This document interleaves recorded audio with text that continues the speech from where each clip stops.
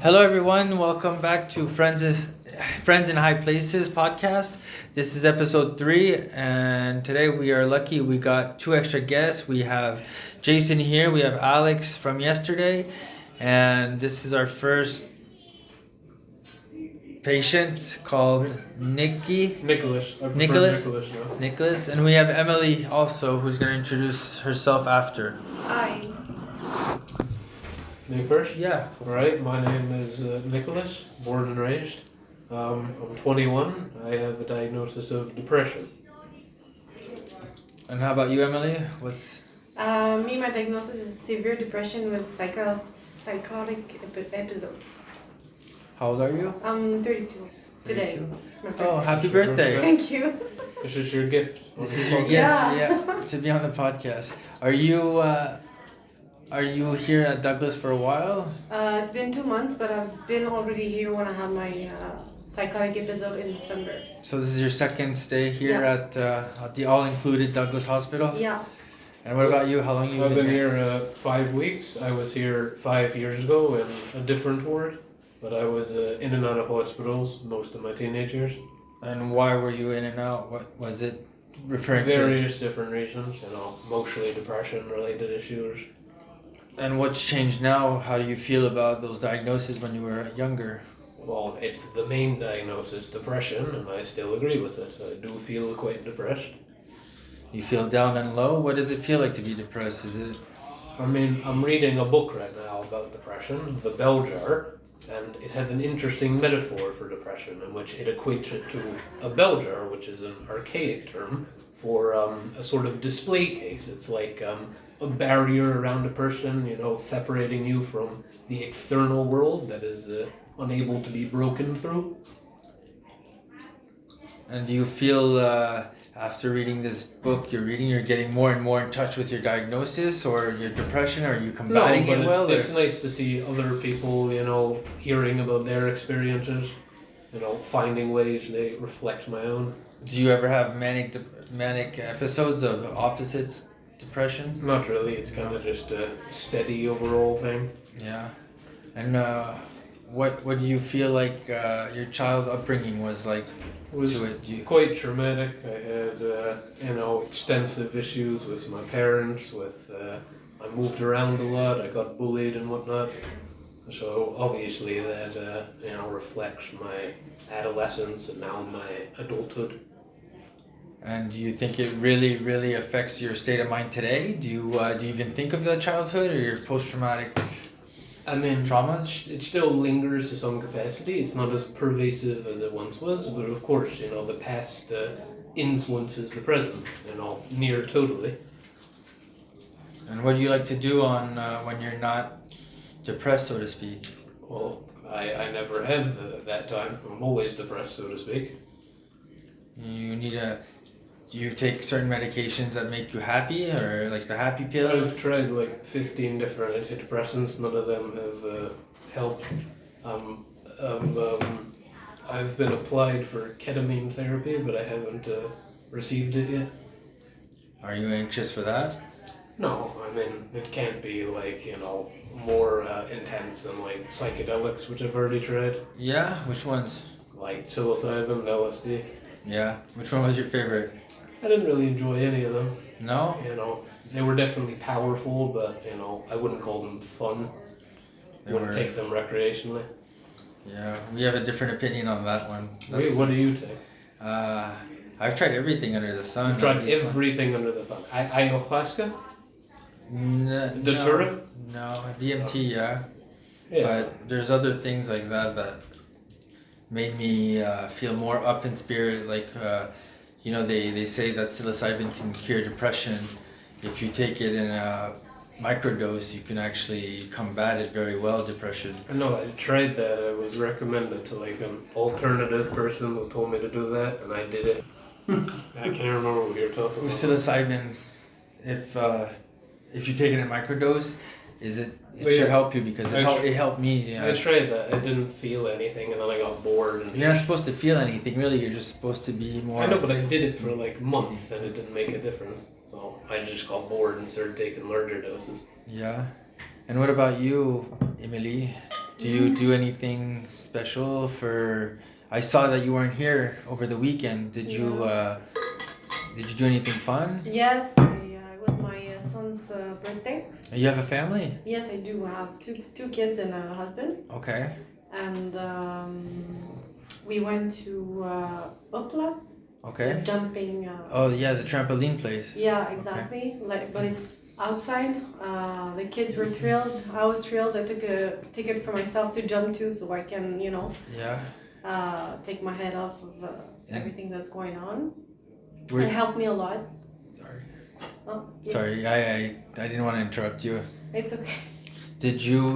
Is it affecting your family? You being here? It does. It affected my kids for the in school, Okay.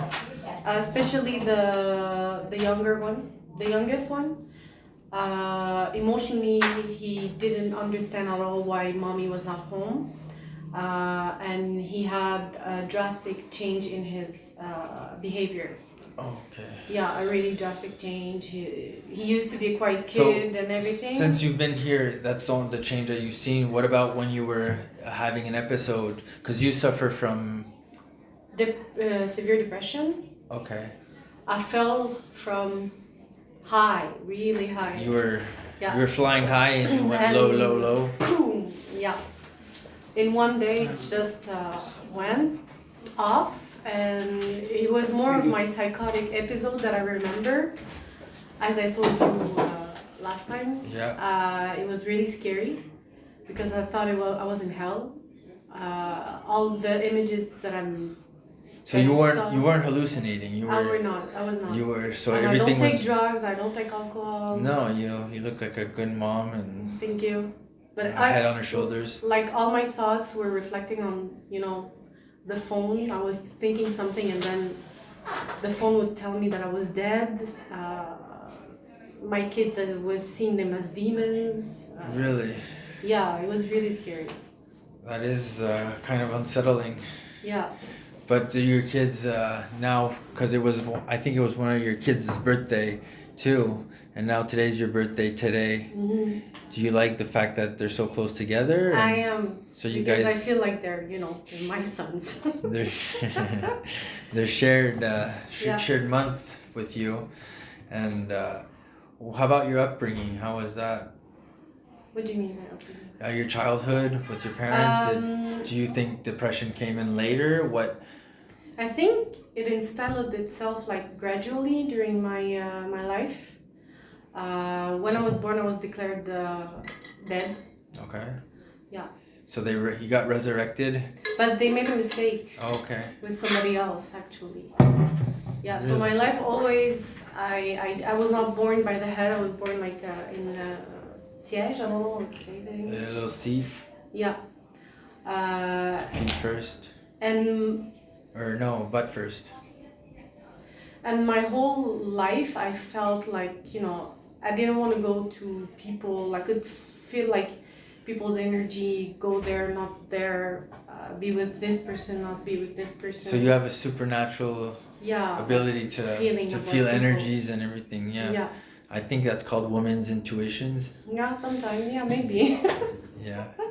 And what about you, Jared? What's your opinion on people who see different? Specifically supernatural? Yeah.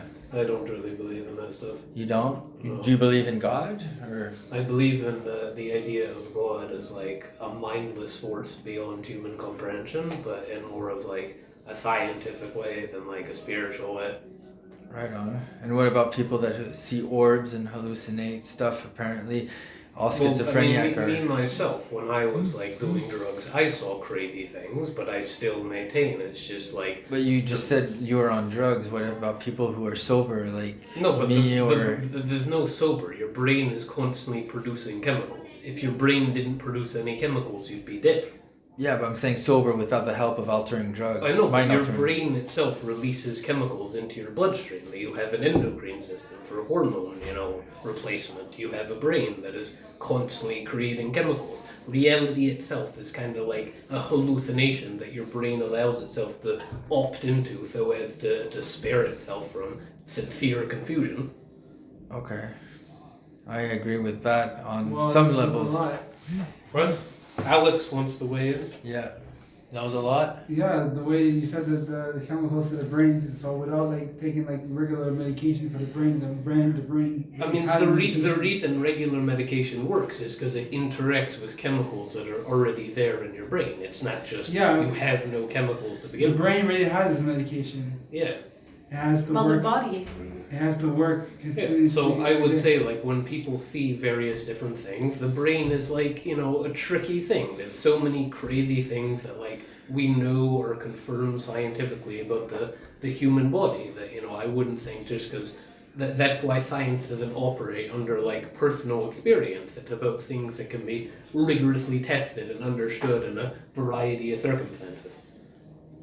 So without all the scientific proof, like let's say some beings are able to dematerialize themselves into material and dematerialize. So just because you can't see them doesn't mean they're not real. Or dream about Yeah, but- things that happens the next day. It Like, happened to me. For You example, get visions and Yes. dreams and For example, like there's spectrums of light that humans cannot see, and yet we know they're there because we've analyzed them in other ways. But we're not just gonna like get to the point where we start saying something is here before we have any documented evidence, because then you could just pick and choose what you want to be true or not.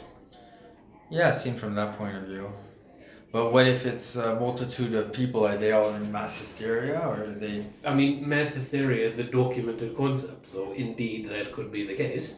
So people of different age group, different socioeconomic backgrounds, they all hallucinate the same thing. They all say they've been abducted by beings that you can't really see, but yet I mean, scientific massive- mainstream doesn't believe in it. I mean, I don't necessarily view scientific mainstream as a concept. There's like smaller schools of thought of people who are intelligent and engage with these ideas.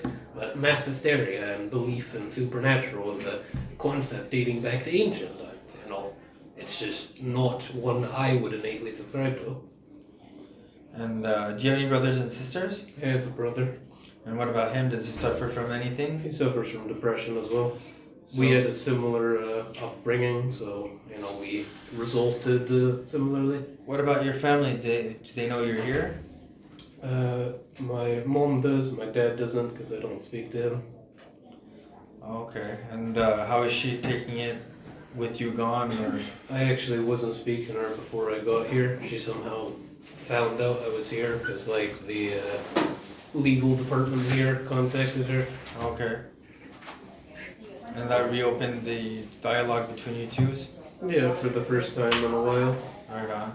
And what about you, Emily? Do you miss your family? Like, they come and visit you here, or? They do, my parents do. My brothers, they don't want to see me here. They do not accept the fact that I'm here. For them, it's like they see me, it's like I'm normal. I'm Emily. Yeah. You know what I mean? But they think that the more I stay, the more I become sick. But it's not the case, actually. You think so? Yeah, because the first time I've been here, I was showing signs of, I could be released really soon, but I felt I released myself too soon. You understand? Like I was in a... You were okay with the release, but you didn't believe in it. Yeah, because I reshoot it. And I what came were back your here. what were your? Suicidal attempt, Oh yeah. yeah. The whole concept of being here is they're trying to help you. It's not like just because you're involved with the mental health system, you're getting worse. Well, I think I'm slowly getting better in the way that my introversy person is out and about, and becoming extrovert is. But for the time that I spent here for something that I would have been discharged months ago, there would have been different means to that end. Okay. I think being here is relative to each person. I don't know your story, I don't know his, I don't know his, I don't know hers. And we don't have the same diagnosis, we don't have the same backgrounds, we don't have the same anything. But we share this place, and it's a place of healing, for my part. if I haven't taken the decision to come back, I think I wouldn't be part of this world anymore. Really? Yeah. Because you really believe this place is helping you? Yeah, it does. And I That's tried 3 antipsychotics. What medication are you on now? Now I'm on Seroquel and Zyprexa, I think. And that's it. And I have, in the morning, I have one, I don't remember the name. It's for anxiety. Okay. Yeah. Ativan? No, not that. No. Ativan That's caused dangerous. caused me the panic attacks actually that Oh, I yeah? had also. Because of the other medication I was taking, I had 3 major panic attacks. And it was like, you have to kill yourself or you can't live. That must be. That was scary. That's Thank you for sharing that. Of course. Was it your first attempt or did you? My first attempt ever, and I couldn't believe that I could be able or had the capability of doing that. Even with your kids and everything like that? Even, yeah. What about you, Jared? Did you ever attempt anything? Close the door first. That's not my name. So. Well, hello guys. My name's Alex. What are you guys talking about? Sorry about that. Somebody was trying to get through the door earlier. But there we go. We got another voice back in. Jason's My bad. working security. Yeah, I'm working security today, that's why. Yeah. So what are you guys talking about? We're suicide attempts. Oh, sure. Have you tried that? I'm not sure. Well, yeah, I put a gun to my head. I have to. Sorry. No worries. That's the topic. But then, yeah. So did you ever? Sorry. I don't want to say that like. Have you ever tried anything like that Yeah, before? several times. And how did you feel like going through with it, or? I mean, I don't feel much different now than I ever have, really. You know, I still feel I could do it if the need arose, but it doesn't really matter much to me either way. I think life is the same thing overall as death. You know, it's just one overall continuum. I actually agree with that, but you can make your continuum brighter and more full of joy and love and I don't agree. light. I think all of these things are just different representations of the same, you know, one static, you know, like thing. You know, love and hate and all of that stuff is just different interpretations of one object. Yeah.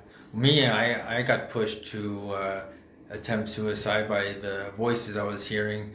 I thought I was hearing voices through the walls because where I was staying was basically low budget and you could literally hear everything through the walls. So I thought it was my neighbors talking, and then the more the days went down, the more that the voice associated with memories in my mind started conjuncturing together and making me lose hope and they convinced me my daughter wasn't myself. They made me do missions that have absolutely no business to be said out loud and things that a normal person wouldn't go through.